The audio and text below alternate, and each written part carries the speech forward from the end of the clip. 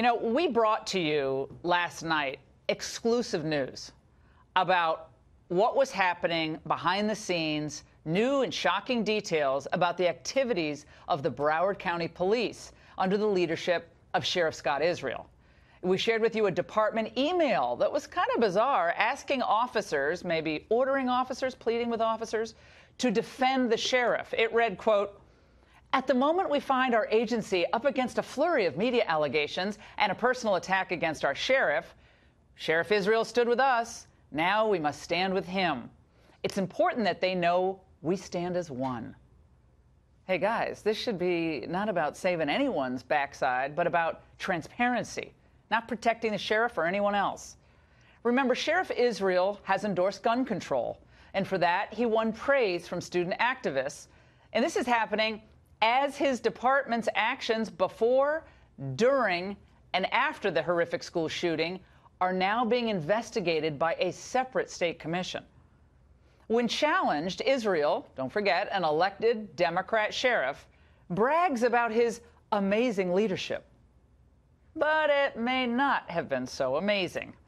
Last night, we reported exclusively that sources close to the Broward Sheriff's Office are telling us that deputies on the scene of the shooting were told not to enter the school unless their body cameras were turned on. Okay. Well, since they did not have body cameras, they didn't engage the shooter or enter the school. The sheriff's office, by the way, has not disputed a report.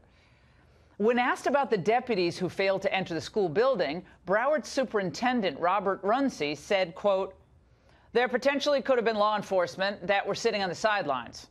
Again, we'll see what comes out in the investigation. Broward County Sheriff's Office and the FBI has all the video related to this. We have none of it in our possession. They made that clear. They came, they gave us a warrant and a subpoena, and they took it all." But remember, Sheriff Israel said that the videos may never be released. Another bizarre comment. How do you say that? And it's not clear if the feds have the video as well. It would even be his sole decision at this point. And then there are the Parkland, Florida school students. They've been through a lot. And for anyone who's been conscious since Valentine's Day, the media has featured these kids wall to wall, their passion, their words. And I'd argue that their pain and loss is, at times, being exploited by anti-gun activists, sometimes using them as proxies even. Remember this from the CNN town hall. Senator Rubio, it's hard to look at you and not look down the barrel of an AR-15 and not look at Nicholas Cruz. But the point is, you're here. Can you tell me right now that you will not accept a single donation from the NRA in the future?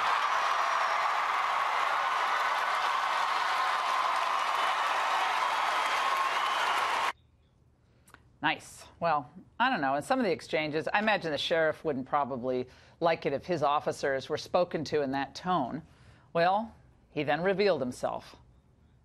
We do need to have some gun control reform. 18-year-olds should never have a rifle. An 18-year-old kid should not have a rifle.